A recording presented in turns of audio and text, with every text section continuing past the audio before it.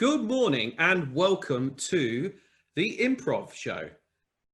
We are here all about improve, and this is a series of webinars that we're going to be running over the coming weeks, talking to various different people about what's going on. So without further ado, I'm just going to talk you through some of the technical things that you've got on your screen, just to make sure that this webinar is a little bit more interactive. So you'll notice at the top right hand corner, there's something that says either speaker view or gallery view. If you want to toggle between the two of those, it'll either give you the chance to look at all of the speakers in gallery view or just the person that's speaking at that moment in time. Also, you'll notice along the bottom, there's various different buttons. So the first thing I'd like you to do is open the chat box, toggle down to the 2-bit and where it says all panelists and attendees. And if you can just type in there your name and where are you from, that will give us the chance to understand who's on the webinar. This is a chance as we go through the webinar, if you just want to have any general chat, agree with anything that the panelists say, and then go from there. Also, there's another box which says Q&A. So if you want to click on Q&A, and what that will do is it will pop up another box. This is your chance to type in any questions that you've got for the panelists. And as we go through, I'll use it as an opportunity to ask questions.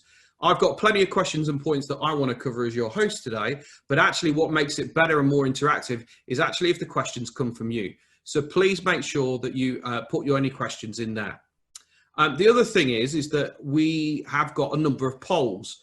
So again, this is your chance to get interactive. We want to gauge some views and opinions as to what's going on with you and your business and your organization as we go through these webinars moving forward. If you have any technical issues or you've got any general questions, please just type them in the chat box and I'll respond accordingly.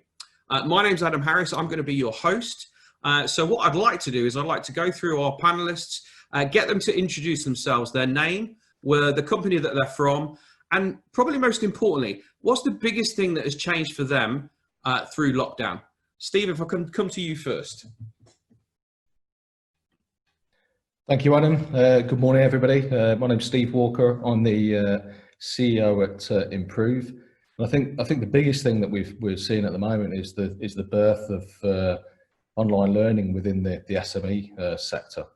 So I think one of the things it's not been an area that traditionally over the years that SMEs have really engaged with, but they've found during this period that it's been incredibly important to start with some kind of online technology to train their people, even where they're on furlough. So that's the biggest thing that we're seeing at the moment.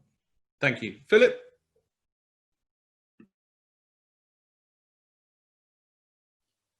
Good morning. So, Philip King, I'm the current interim Small Business Commissioner, have been since the end of January this year. My office exists to support small businesses who are struggling to get paid by their larger customers. The biggest change for me has been our route to talk to small businesses. Rather than events, we've been doing webinars and talking to them online, and an increased need for help at all levels of business. Fantastic. Thank you. Linda? Good morning, everybody. My name is Linda Cavender. I'm Chief Executive of the Trade Association Forum, which is an umbrella body for all kinds of membership organisation in the UK. We focus on the best practice of the operational side of running that kind of business. The biggest change that I've seen is for trade associations, just a completely new way of working, having to rethink the more traditional aspects of what a trade association would be doing to help its membership, and the transition through to a much greater online offering. Thank you. And finally, Hannah. Morning, everybody. I'm Hemmer. I work at Quest Business Services. I'm head of operations there. The biggest challenge that we're finding is through our client base, having to rethink the way that their business operates, how they can actually move forward in such uncertain times, and how they can survive through these uncertain times with the ever-changing needs of COVID. So the first question I want to kind of cover is, as we look at COVID-19 now, as we kind of begin to looking past it, this concept of the new normal. The world has shifted and is going to change moving forward. Within your organisation, what are the steps that you're taking to get through into this new normal? Philip, could you just give your viewpoint from your perspective, but also the businesses that you're coming into contact with as well? So the current position is that businesses are suffering massively. We've seen the ONS stats and the various economy and recession thing we're going into is going to be hugely challenging for businesses. I think we're seeing that businesses are suffering massively currently. And I think we're also seeing, and my concern is with the smallest businesses, that we are recognizing that this isn't just financial and transactional, this is also emotional. So I talk to many small businesses who are suffering sleep deprivation, mood swings, eating disorders, their well-being and mental health are affected.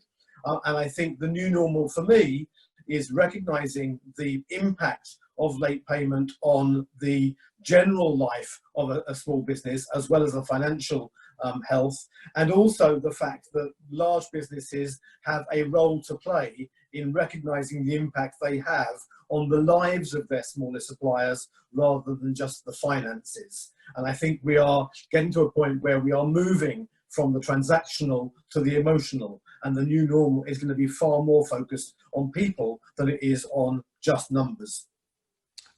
Linda, as somebody that runs a trade association, what's some of the calls and some of the advice that you've been giving some of your members during this period? Okay, well, the points made by Philip in terms of mental health are well made, and they shouldn't be forgotten. But generally speaking, many of the particularly smaller trade associations have really struggled, and we've seen a few of them really doubtful about their long-term future.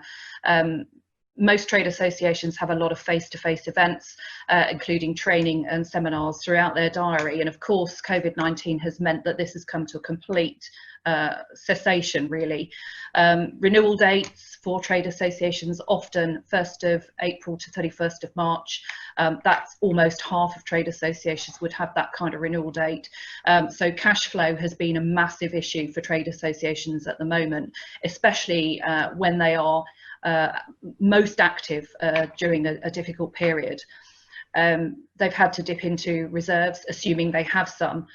To give you a bit of an idea of the impact, research has shown on average that associations are about 65% reliant upon their subscription income, with about 35% other commercial income, although there are a good number of trade associations that are wholly reliant on their subscription income, especially those with turnover of maybe less than £200,000.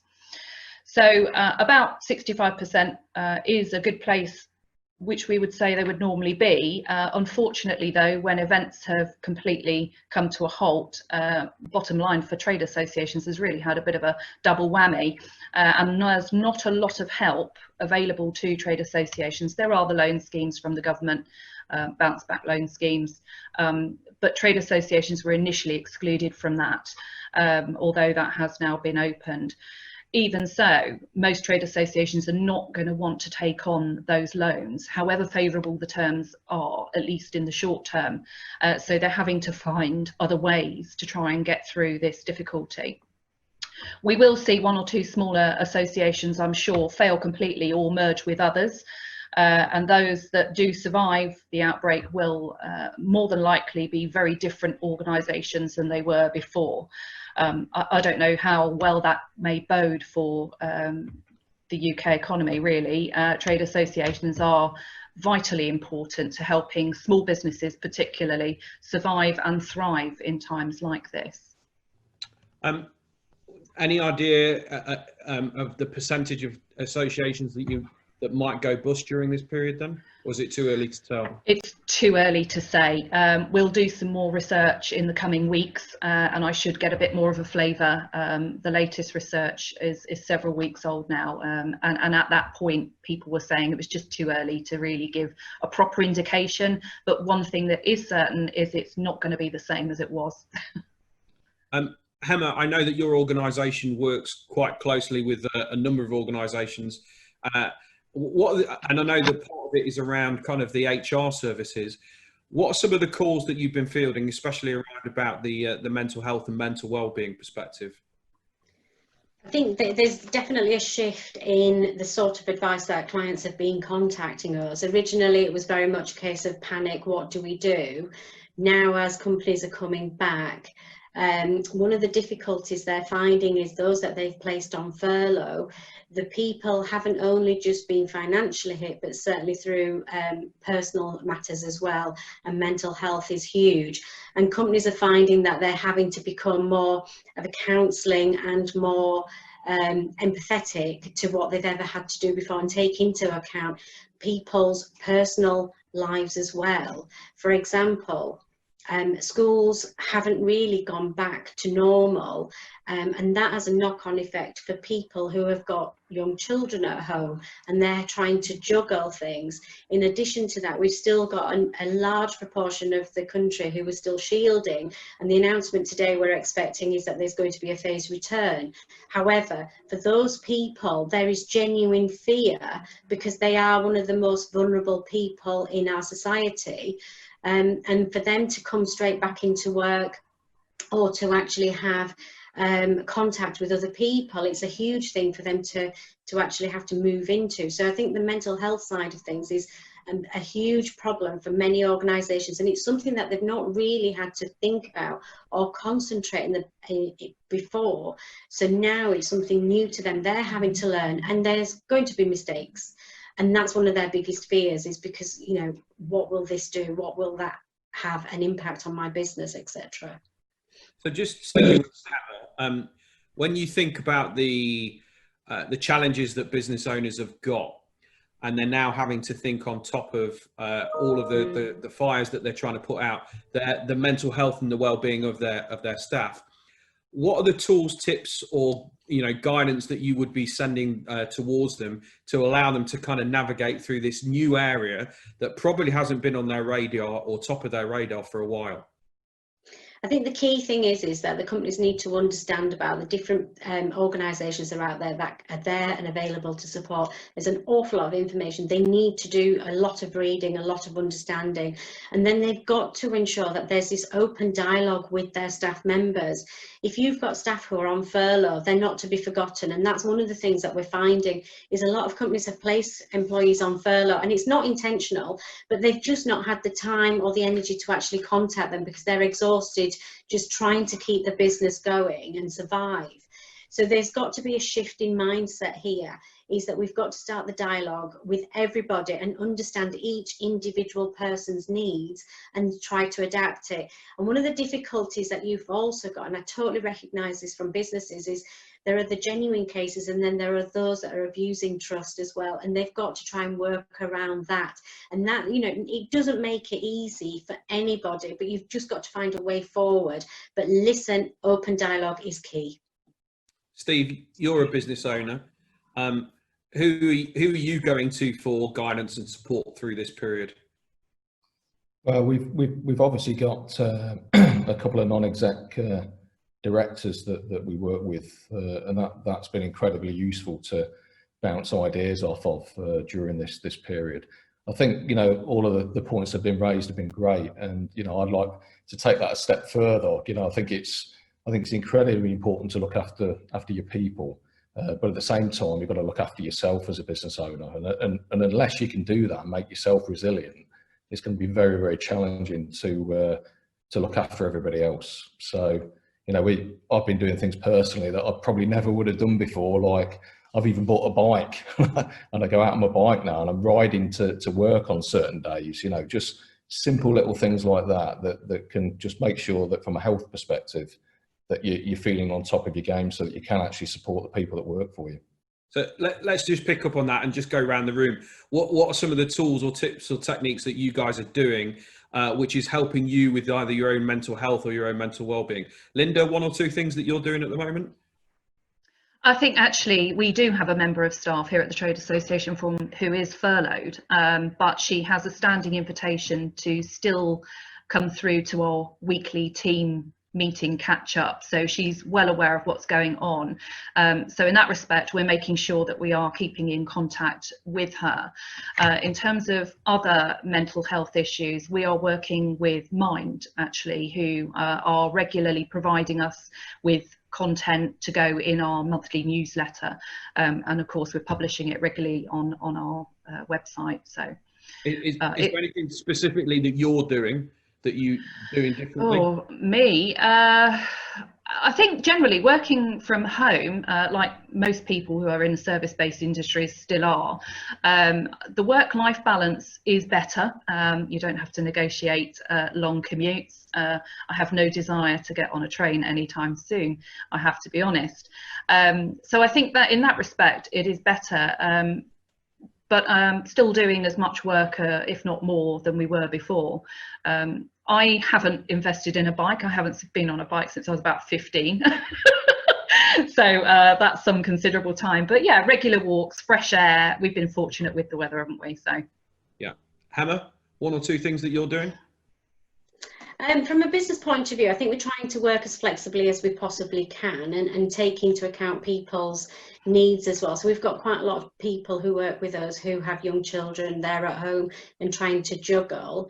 For me personally, yeah, the work-life balance is good. I also have 2 young children, so I'm having to balance that and coordinate, you know, I'm not a teacher, it's not my thing. So we have interesting times sometimes, but for me the 2 things are structure, and that applies to everybody in the family. We still wake up, we still do the usual breakfast, get ready for work or school at the right times, and that structure helps to take us through, and we do make sure that we stop for lunch, etc., which actually interestingly is something that I would never do if I was in the office, whereas now I actually do. And not so much like what Steve's done, but we've invested in a rowing machine, which we finally managed to purchase. And that's something that we do. And we've now got a pool table as well. So trying to have active things to do and out in the garden. Yeah. One of the things that my daughter, her teacher said was create a sign that says Evelyn at work, and then have one that says Daddy at work. So when the notice is on the door, everybody knows the difference between kind of work, you know, and family time. Philip, a couple of things from you. So yeah, I mean, I think I've tried to be organised. I'm fortunate; I don't have children at home anymore. Mine are long gone with their own families now. So I have some space. So I've created an office space rather than just lounging around the house trying to work, which means I can shut myself away and work and then stop working. And I spend some time every morning now reading the paper online. If it's nice, sitting out in the garden having a coffee. Which I would never have done normally, just creating some space and some time and stopping for half an hour at lunchtime just to make sure that I do actually come away from the office and break. Great. Couple of questions coming through. Yep, Linda. Just as a quick point, actually, the disadvantage to working from home all the time is you never really get away from your place of work. You don't have that clear division of work and home, and I do find that the lines blur a little. So although the work-life balance is vastly improved, it's a bit more structured. You do take time out during the day that you wouldn't otherwise. The counteraction to that is that you kind of work a bit longer, or you don't ever really feel like you've come home from work. Thank you. Hammer, I'm going to come to you first on this because there's a couple of really interesting questions that are coming through. Do you think that there will be more swing towards working from home now? The blurring of lines, but kind of more specifically, where do employees legally stand if they want to implement a working from home policy post-COVID, but they have a member of staff who doesn't want to continue working from home? So, you know, as we enter into this new world, from your perspective, legally, where and what should employers and employees be thinking of as we kind of get back to the new normal? I think there are several things to think about. The first thing is in anything that we do, we've always got to look at the law. Although we're in this situation at the moment and we've got the job retention scheme, the direction and the guidance that comes with all of these new incentives, etc., that the government have introduced, normal employment law still applies. So if in someone's contract it still states that their place of work is their workplace, i.e. the office, then in order for you to be able to change that to working from home, then that is a contractual change. you can only do that with their agreement. I mean, there are ways to force it through, but you do have to go through consultation and get their agreement. I think, coming back to something that I said earlier, it's all about the dialogue and the communication and the consultation and getting agreement. So it could be that there are genuine reasons why someone prefers not to work from home, and there might actually be other situations, for example, their mental health, etc., that we need to think about. Work is actually a respite for some people because at home it's so difficult, or it just might not be appropriate because of their circumstances. They might live in a studio flat and there's 3 or 4 of them at home, and it's just not correct. You know, at this moment in time, I think a lot of people are far more forgiving when there are interruptions, etc., through family members. But looking into the new world, that won't be as acceptable. So it's about finding that balance and making sure that what you're doing and what you're looking to do is correct, not only for the business, for the individuals as well, and trial periods. In terms of working from home, there's a little bit of uncertainty where that stands, but having spoken to our health and safety consultant, he's very clear in that typically if you're working from home, there is a duty of care, etc., and the health and safety risk assessments, etc. But because this was a rapid change and it's a temporary change, the risk assessment argument is minimal. However, if it becomes something which is more permanent, then the companies have got to understand and accept that they've got to do the risk assessments, they've got to do the DSE checks, and they've got to be able to provide all the necessary tools and equipment needed in order to safely work from home. And they would need to repeat those checks at regular intervals in the same way you would in the workplace. So those responsibilities and liabilities won't be disappearing just because somebody's working from home. If anything, it increases things. Businesses do need to think about these things. And I'd imagine moving forward that either yourselves or other people will produce the white papers or the templates of, of what's going to be and expectations of what's going to be needed moving forward. Philip, how has you and your team, but also from the wider business community, how do you see things moving forward with this potential blended approach? Well, it's interesting that my team, before I arrived, had already been trialling a business resilience project where everyone was working from home 1 day a week. So this has been an extension of that and has worked really well. I think the big challenge for me in this is the making sure that the team remain productive and motivated and their well-being is looked after. So we have a morning call every morning and talk to them. We do a weekly quiz every Wednesday and we give ourselves a score of 1 to 5 each time we have the conversation on where we're feeling generally. And that's a really good way of getting people to open up where they are feeling stressed. Clearly, they will always not be as open as perhaps we'd like them to be, but it's a good way of trying to get them to open up. I think that the new norm is going to be challenging, and we're going to see a very different world in terms of working. I think it's going to have some advantages. I think it's also going to have some risks, and we are going to have to be much more flexible in terms of how we adapt. As Emma was saying, you know, for some people, working from home is a dream. For others, it's a nightmare. How do we find that balance that works for everybody so that they can be and do their best for the business? Yeah, and I think my observation during this period is that, you know, both you and Ham have picked up on this, is that it's actually what's the need for the business and actually what's in need for the individual. And I think what we're moving towards is there used to be, you know, either or, and actually this blended approach and understanding and the level of flexibility is going to be key moving forward. Steve, as somebody who owns a kind of a technology company, and especially within the learning space, you were kind of already moving towards, you know, the aspect of online learning and online delivery. What things have you noticed through this period? I think just building on one of the points that Philip just raised, I think one of the biggest challenges for businesses has been sort of effective time management of people and being able to kind of reskill them from a digital perspective as well. So I think, you know, people in general have had a bit of a crash course on working from home. And I think one of the things going forward is if we're going to look at a more kind of flexible model, which again, we are as a business, we're certainly going to give people the opportunity to either work from the office or work from home, then there is a big reskilling program that's needed around those kind of IT skills, the personal development side of things. And I think critically, when you look at the management development side, it's that ability to manage remote teams that's going to be really, really critical for those businesses going forward. So, Linda, as a leader managing people from a remote perspective, how and what is it that you've been doing to kind of put the checks and the measures in to hold people to account, to create that level of ownership? What have you been doing? Well, for us, actually, the transition to working from home was not a difficult one. We were using cloud-based systems anyway. So from a practical perspective, and I know there are lots of trade associations also in this position, it's been quite easy. There was fairly regular working from home anyway. I myself, a couple of days in the office, one day working from home, a couple of days maybe in London at meetings, as we are based out in Hertfordshire. So for us, it was just an extension, as other members of the panel have kind of mentioned.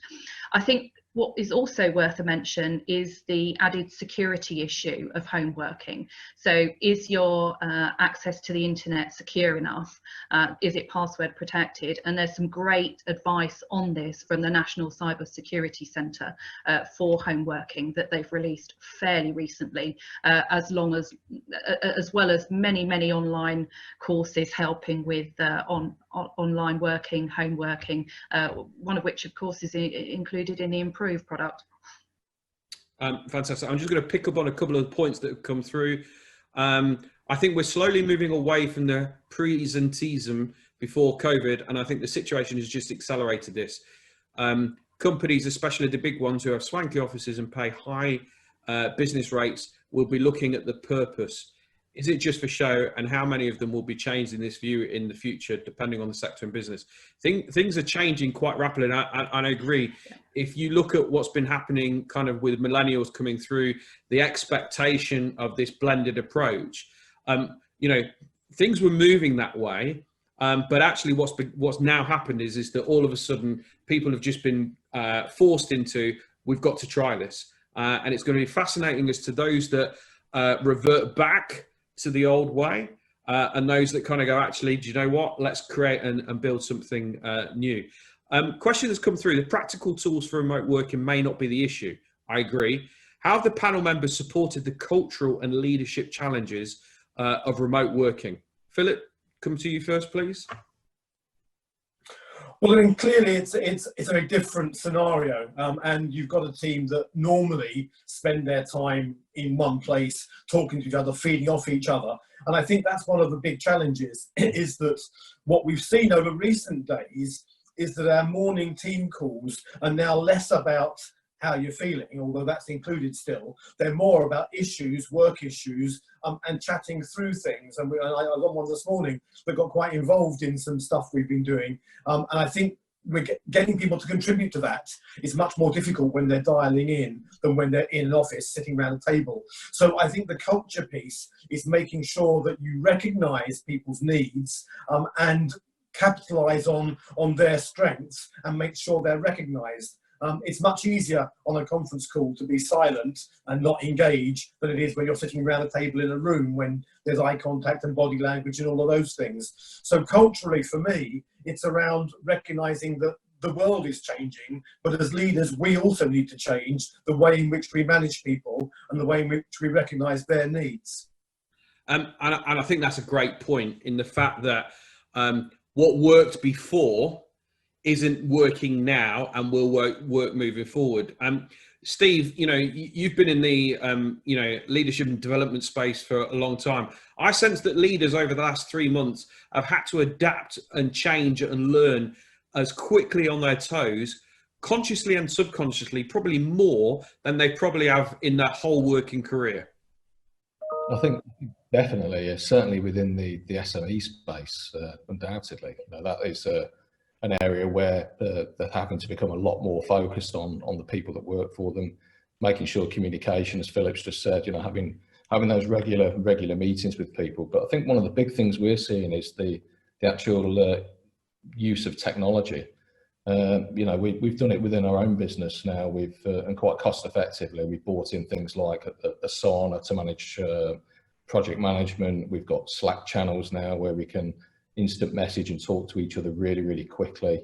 So we've done a number of things to make sure that communication is always quick, and we can react to customer requirements. And I think one of the big challenges has been making sure that customers don't feel the impact of people working from home. And I think as a business, we've done a pretty good job with that. But again, being a technology business, it's been quite easy to mobilize people from home really quickly and use that kind of technology that's out there. So let's just pick up on that theme and just ask the other three panelists, what's the tech that you guys use within your organisation that either formally or informally works for your team? Hemmer? Some of our applications, etc., were cloud-based, so that wasn't an issue. But for us, we needed to find a new phone system, which we were able to use remotely, cloud-based, etc. And we were lucky enough to find it. Otherwise, the investment would have been significant for us, whereby one headset could have cost anything up to £800 each. So we had to source that. We also, along with many other organisations, had to buy lots of new laptops, etc., because several of our staff actually have desktops, etc. Although parts of our business were geared up to be able to remote work, that wasn't an issue. It was those that were predominantly office-based where we did struggle. However, we planned ahead. We saw the signs. We started to make plans, find the tools that we needed, and we were able to actually start working from home at quite a short period of time. But we had to trial everything, and there has been a bit of give and take from everybody. Linda, any software for you? Well, we already had a cloud-based system. We use Office 365. We already had a VoIP phone system, so it's just a matter of diverting the phone to mobiles. So in that respect, it was really easy for us. We were already working from home every now and then anyway. So for us, it wasn't an issue at all. Okay, Philip. Well, we're constrained by government IT policy and security issues rightly. So really, our simple software is Microsoft Teams, and when we use that extensively. Fantastic. Right, I'm just going to launch the first poll. So for everybody that's online now, welcome you to kind of answer it. Has your company changed strategy to deal with the post-COVID-19 world? Yes or no? So just please just vote on there. Philip, can I come to you? Question that's come through. Can I ask Philip King what an SME can do to get paid by their customer when I don't know if they are not paying because they are affected by COVID, although they say they are? Talk to my office, Adam. Okay. We have a website, smallbusinesscommissioner.gov.uk. Contact details are on there. Phone us or drop us a message via the website. My caseworkers spend all their time talking to small businesses that aren't being paid, and then talking to the large businesses that haven't paid them. We've got £500,000 so far through COVID-19 for small businesses, and are happy to help. So either come to me via Improve or whatever, or go to the website directly, and we will talk to the business on your behalf. And we can do it anonymously if you'd rather us did that, but we are there to engage and help. Philip, is there any questions or queries that have come through to you or the department that have kind of surprised you during this period? I think two surprises, Adam. The first is that we've seen large businesses behaving unethically and not well, where they've just sent a blanket email to 3,000 suppliers and said, we're not going to pay you anything until COVID-19 is over.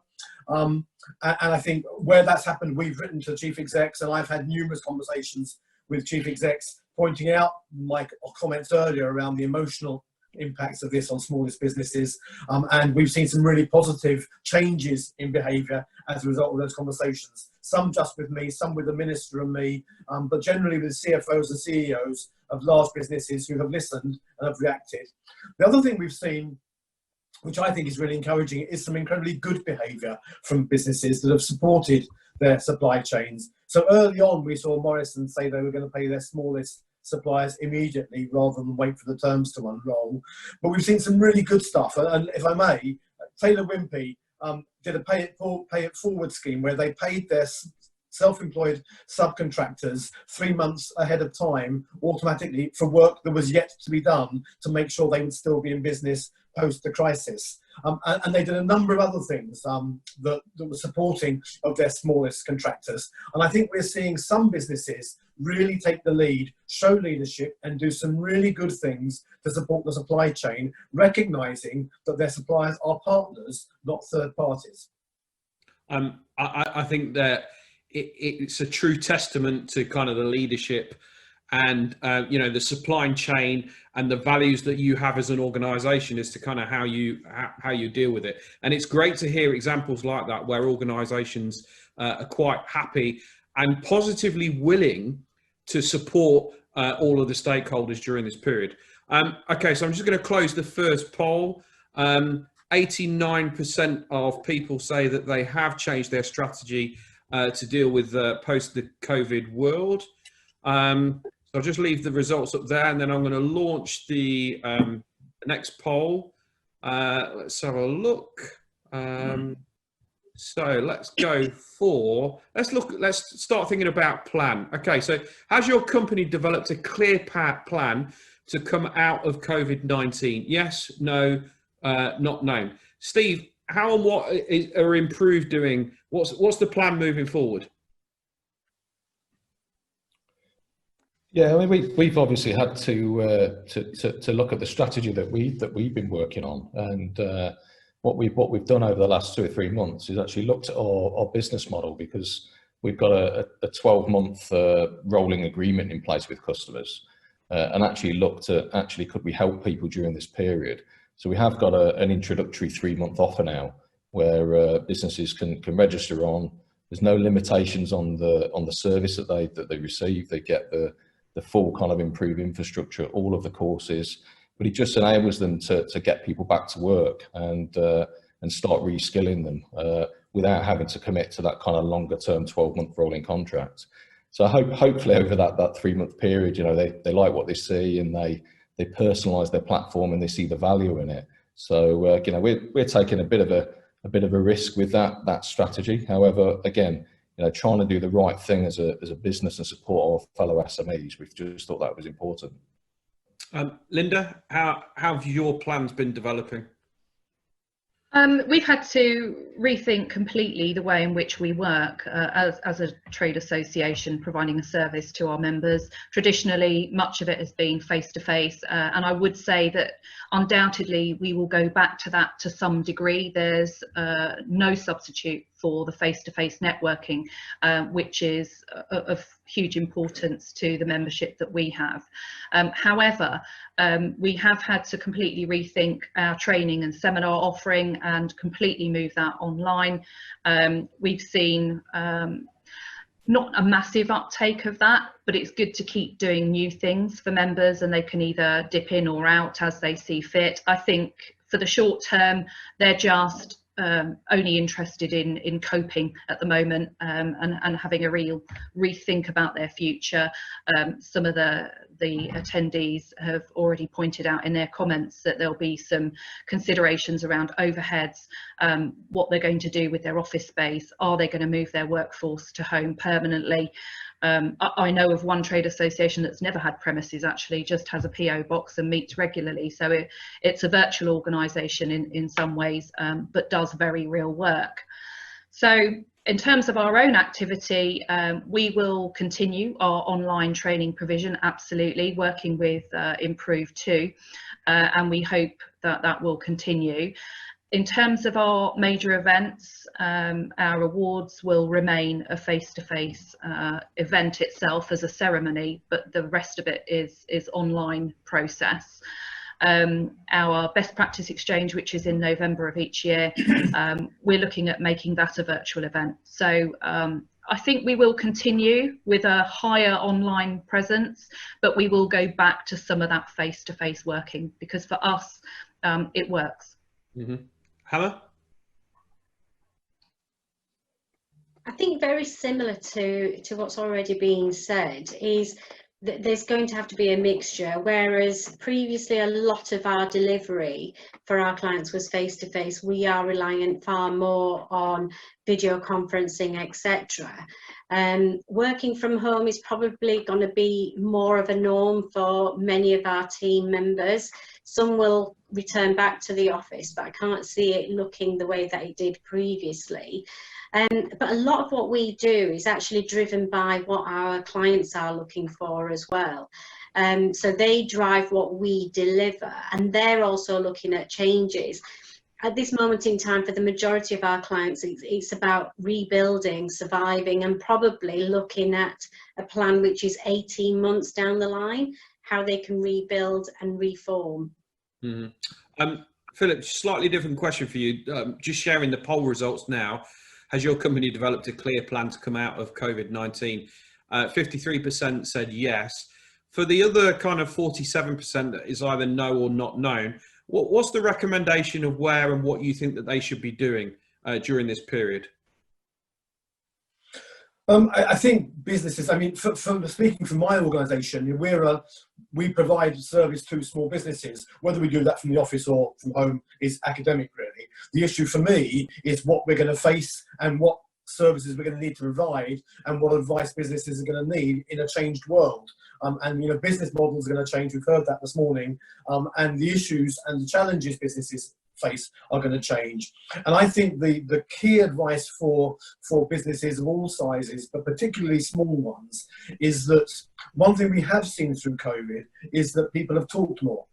So businesses have talked, you know, we've heard loads of stories about businesses talking to their landlords, talking to their suppliers, talking to their customers, having conversations where previously they might not have done. And I think that businesses are going to need to think about how they interact and transact with their stakeholders beyond the crisis, because the world will have changed and people's expectations will be different. So there's the whole piece around business model and how we deliver, how we get services out there and so on.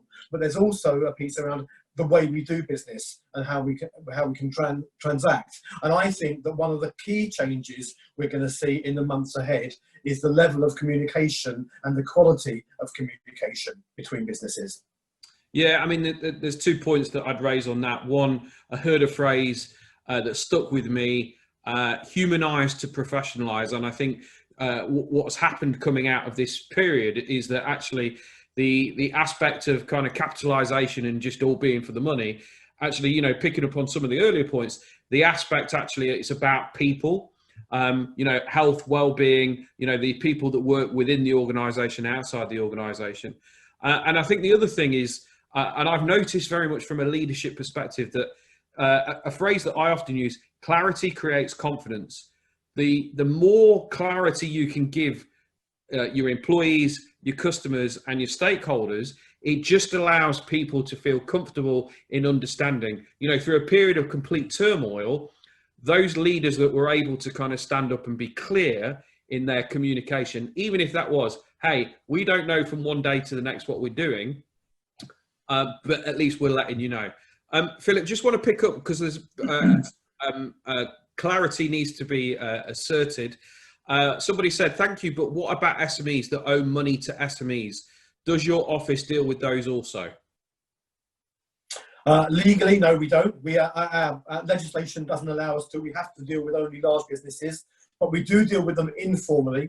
So we can pick up the phone and talk about other businesses that are smaller and do it informally without using the formal powers we have.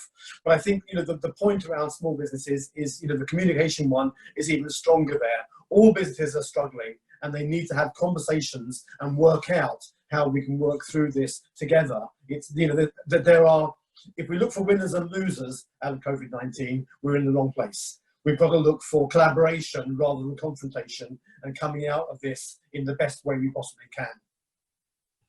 Philip, if you could just put your the contact details in the chat box, that would be helpful, just so that the people that do want to reach out to your department, they can do. That would be great. Steve, if I could just come to you for the next question. What is the future of business? You know, as we enter into this new space, what is it and how does it look? I think it looks similar to kind of what it is at the moment. I think one of the alarming things, I read a McKinsey report back end of last week on SME UK business. And what it was saying was that 3 out of 4 SMEs, if they continue to experience a downturn of between 10 and 30% on revenue this year, they'll be out of business by 2021. So I think that's it's a fairly alarming figures that are kind of coming out. So I think, as Philip's just said, I think we've all got a role to try and help each other on this journey, whatever this kind of looks like as we come out the other side of this. But again, from our perspective, having a very clear business plan that's not rigid, that you can be agile with, and again, making sure that you can reskill people in line with that plan to deliver those objectives in the short to medium term. That's what's really going to help kind of going forward. So it's going to be strong leadership. That's going to be one of the key things. Thank you, Hammer.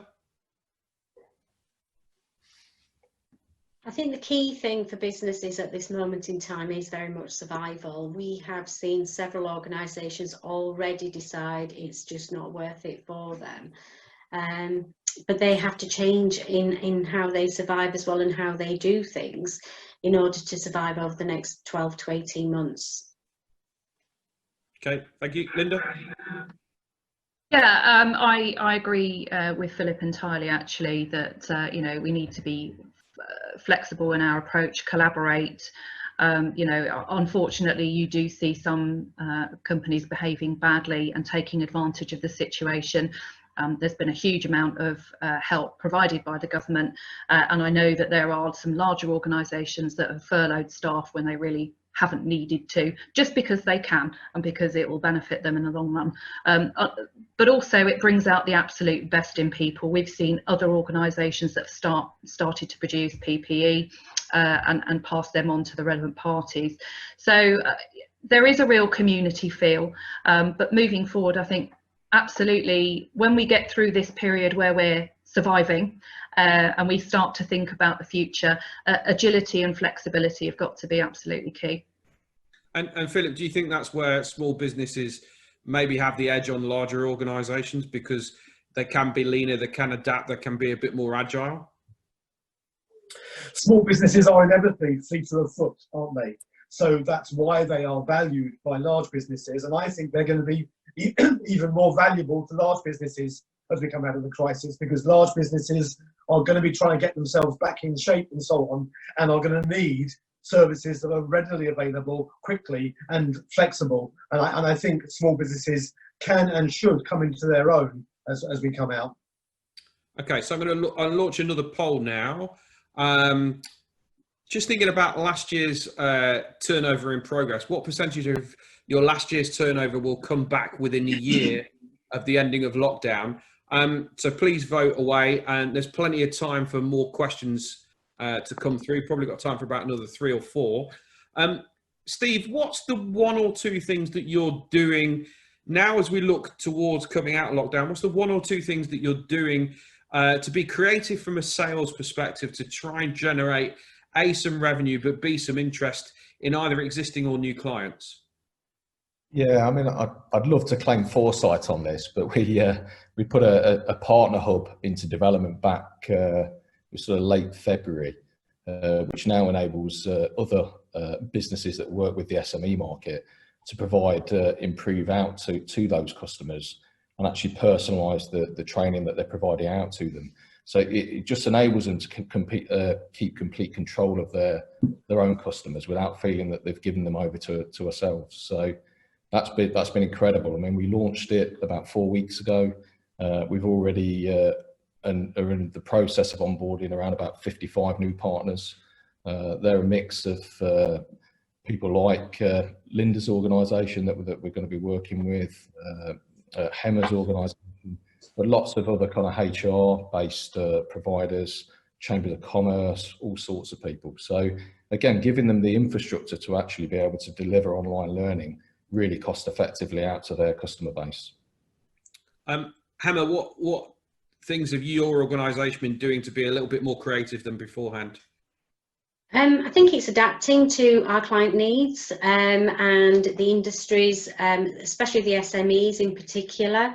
At this moment in time, an awful lot of organisations are going into the next phase of this process, which is about restructuring, rebuilding, and unfortunately, that does result in redundancies, etc. So trying to give companies as many different options and different ways of looking at things, rather than jumping straight in and losing very valuable staff members, etc. And one of the other things that we're looking at also is training. Yeah, so historically everything has always been face-to-face, on-site training, whereas we do need to start looking at more technology, e-learning based options. So it's adapting, but also I think, coming back to something that Linda said a while ago, is this might be the new normal for now, but long term I can see us reverting back to some sort of what was our normal before March. Thank you. Linda? Yeah, I agree with Hemmer, actually. It's probably ultimately going to end up somewhat a hybrid, isn't it? A combination of that face-to-face activity and, for those that prefer the online access approach, absolutely, I think you've got to provide it. We are working with Steve and his colleagues at Peritas Improve. I also would love to claim extreme foresight. I mean, we had started to think about an online training provision anyway, but hadn't done a massive amount of work on it. And of course, when COVID-19 hit, that kind of came forward rather rapidly. So yeah, I mean, it's online engagement, which is key for our sector. It's all about member engagement, and if you can help them become engaged without it costing them anything, it's helpful, it's good advice, then that's really what we're going to have to be doing moving forward. Thank you. Philip? Well, I think, for me, it's around, I think Linda's right, it is hybrid, that's what we're going to see. But I think the big thing for us, in my office, part of my brief is to raise awareness of what we do. I've done about 40 webinars since lockdown started, where, historically we've done 1 or 2 a year. And we're going to be doing far more online, reaching people, and it's far more effective in terms of getting responses. I just give my email address to however many people on this call and invite them to contact me with queries or complaints or worries. I couldn't do that typically in a day. So we're far more interactive. I think we'll continue to be, and just look at a hybrid model where we do face-to-face, online, and as many different routes as we can. Thank you. Steve, coming back to you. How does business need to change to respond to the new world order? So, what's the 1 or 2 things that businesses definitely have to do moving forward? I think the initial thing is to get people back into work, whatever that may look like. And one of the things that we're seeing at the moment is a lot of our kind of partners and customers almost building out a sort of COVID in back to work type induction, because a lot of people have got quite a lot of anxiety about actually going back to work and actually going back to the office. So they're using the technology to actually deliver some training to make sure they cover off the government guidance around health and safety, but at the same time just doing very simple things like mobile phone video clips of the office spaces, where they're going to be working. This is what it's going to be like when you return to work. This is the expectations that are on you, and just trying to alleviate some of those anxieties that people have. And again, even with your people on furlough, that again can be delivered to those guys, so that when they come back to work, actually they feel a little bit more comfortable about the surroundings that they're going to come back to. I mean, our buildings here at Improve, very, very different to what they were previously. So again, we're preparing all of our guys to come back to work, whatever that may look like, with our kind of new flexible model that we've got. But it is going to be very different for them. Thank you. Linda? Yeah, it is going to be very different. I'd like to kind of ask Philip a question, if I may, actually, about the cost of people coming back to work in a safe way in accordance with the government guidelines, which kind of change week by week. We've seen in the news just recently where some small businesses, shops, retail, have invested in quite a lot of materials for screens, stickers saying 2 meters. We know that that's going to change and be reduced, and they've already invested all that money. It's an additional burden at a time where they really are strapped for cash. They've had no income over the last few months, and I'd be interested to see what Philip thinks about that. Well, I think it's a it's a clear issue, isn't it? Businesses are having to spend a lot of money, and they're spending a lot of money for what's going to be reduced revenue when they get people back. So it's a clear concern. I know that the government has had roundtables in the last couple of weeks with business leaders and with small businesses and large businesses, and I've not been involved in them directly, but I believe that these sorts of things are what's being discussed, because I think the government is now looking beyond the get people through the crisis bit to how do they survive beyond it. And we really don't want to see 3 million unemployed. We really don't want to see half businesses go out of business. So we need to find ways that make them work. And I think there's a lot the government can do, but there's also a lot that other organisations can do. And the sort of things that Steve's talking about, I think, are really powerful in supporting small businesses and helping them to get into a place where they are able to deliver. But I don't have any direct answers, I'm afraid. Fantastic. So I'm going to come to my last question. I'm going to start with you, Hemmer. What's the one thing that you're really looking forward to? Actually being able to see and have some time with my colleagues face to face, because that's the one thing that we're all really missing. The whole having to work from home happened literally overnight. We were in work one day, the next day it was all work from home, and we just really miss each other's social company. Thank you. Linda? Yeah, I'd agree with Hemmer, actually.